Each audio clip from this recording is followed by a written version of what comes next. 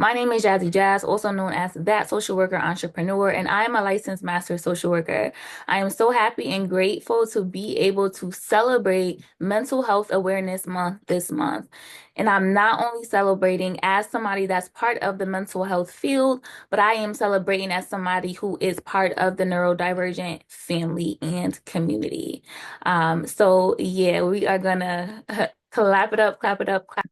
I know we live in the culture of miss one, next 15, one coming, swapping them out, on to the next. But I'm here to talk about how heartbreak can actually rewire your brain.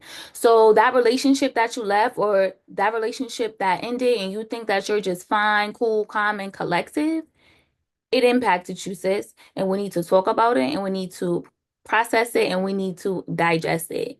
So, neurodivergent is a word that we hear and see a lot, especially in today's climate. And neurodivergent basically describes a group of people whose brain processes things and just thinks differently from the average person. So, people that are neurodivergent process things different from what society deems as normal or what society deems as the most acceptable. The neurodivergent community includes ADHD, it includes autism, dyslexia, sensory processing issues, as well as mood or anxiety disorders. Being neurodivergent doesn't mean that something is wrong with you. It means that your brain works differently, and we need to be aware of this. It is not on other people to make us aware, right? At some point, we have to pick up the pieces after our diagnosis or whatever the case may be and be able to figure things out. As somebody that's part of the neurodivergent community, I know that I feel things more deeply. I know that I feel things more intensely. I know that I constantly dwell and rethink conversations and interactions more than most people. When we say heartbreak is not only emotional, it is also neurological, we actually and truly do mean that. The rejection pain that can come with experiencing a heartbreak or breaking up with someone, someone breaking up with you, or you just completely departing ways from somebody you were so closely attached to, somebody you received all of that dopamine from, it is going to impact your brain. It is going to often feel like a withdrawal. You've heard people say, I feel like I'm high when I'm with that person. I feel like a high. You've heard that saying or something along those lines. They are not lying. People that are part of the neurodivergent community have ups and downs and highs and lows with dopamine. So we get a lot of dopamine once we click with that right person and we are in a relationship. Once or if that relationship ends for a lot of us, including myself, I'm speaking from experience. This can cause a spiral. This can cause a complete fallout with yourself. This can feel like your world is literally ending.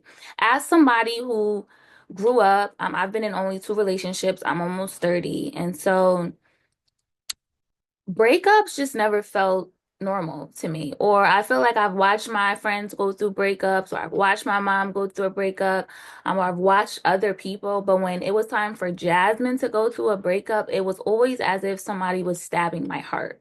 Like my world was literally ending. And so being late diagnosed with ADHD explained that it wasn't always in my head. You cannot tell a neurodivergent person that the pain that they feel is not real because we are actively and actually feeling it. Dopamine is the feel good chemical or the feel good neurotransmitter in our brain. So when you achieve something, you might feel a spike in dopamine. When you are in a relationship and you spend time with that person, you might feel a spike in dopamine. Breakups are a sudden crash for a neurodivergent person. It's like a halt. It's like a we don't know what to do. We don't know where to run. We don't know where to turn. We don't know who we are because we are so used to having that dopamine from that other person. So much so, it can literally feel like your world is ending. This is no exaggeration. This is real. This is raw. This is authentic. And although I've healed, right, I am not healed. And so I still experience things that are connected to relationships I've been in, friendships I've been in, and experiences I've just gone through throughout my lifetime. People that are part of the neurodivergent community have a ability to feel things more. We have the ability to feel things more than the average or typical person. And this can work for us, but it can also work against us. Once you become aware of this, I wasn't always aware of this. So now that I am aware of this, I try to use my discernment and the healing tools that I've learned to kind of guide me more. So somebody who has ADHD and is in a relationship is most likely going to hyper focus on that person. Meaning, we are going to want to spend a lot of time with you. We know your patterns probably more than you do. We understand how you operate because we've studied you to the T. And so this can be non-healthy. This can be something that can really contribute to why we feel so deeply when that relationship ends because we've spent so much time studying this person. People that are a part of the neurodivergent community also often experience something called RSD or rejection sensitivity disorder. RSD is when we might feel rejected, left out, or completely criticized. And instead of just being able to brush it off, instead of just being able to continue with our day, we are going to be hit harder and we are going to constantly think and rethink what happened over and over and over again, a lot of times until we're sick. And I don't mean physically sick, but I just mean tired of actually thinking about whatever it is that happened. When does RSD show up? What are some examples? So let's say, for an example, I send a text message and this person normally responds quickly, and today they just don't respond quickly.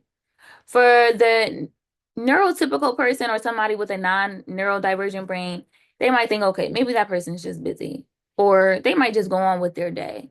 Somebody who has a neurodivergent brain is going to think about and try to figure out what happened to the point where this person is not responding at their normal speed. Walk with me. We are going to want to think, what was the last conversation like? Who sent the last text message? Did their tone change? Did their body language change if I was with them? What happened? Why aren't there? And this is going to go on all day long. Basically, our nervous system is seeing the criticism, is seeing the rejection as danger, and it sends us into a emotional overload, coming out as anger, coming out as not really thinking through our thoughts before we say them, coming off as moody. This is RSD. This is RSD, and again, this is something that is often found within those who have ADHD. Now, it's not found in every single person with ADHD. However, it is found in people that have ADHD. And one of the things a lot of people don't understand with ADHD is that a lot of the things that we feel is connected to our brain. We control our brains to a certain capacity. And somebody who is neurodivergent, we have a different brain. Our brain is wired. So when we feel rejection or when we feel criticized, it is going to overwhelm us. It is going to cause us to feel, again, an emotional overload that a neurotypical person might not feel. And it's literally our brain reading whatever it is as rejection, and then we're feeling it more deeply. As Black women, we often wear the crown. We often wear the badge of strength, of keep going, of even though you're tired, keep going, even though you're tired, be strong. Black women have been socialized to get over everything quickly. One of the key things with somebody who has ADHD is that we can feel things more deeply. So we are going to not only feel our emotions, but we are going to feel them to the next level. Emotional safety is important. There is nothing wrong with feeling your feelings. There is nothing wrong with crying it out. There is nothing wrong with not being okay. There is nothing wrong with not wanting to keep hustling. There is nothing wrong with that. There is something wrong with you thinking in society, socializing Black women to believe that we can and have to do everything under the sun and keep going. Because when your eyes shut and that casket closes, your job will have replaced you. Your clients will have found someone else. And so we need to take care of ourselves. So remember that it's okay to feel your emotions. As somebody with ADHD, I just feel them more. And sometimes that can be annoying. Sometimes I literally wish that I had a neurotypical brain because I just don't want to feel as much as I do sometimes. Like I really literally want to turn it off.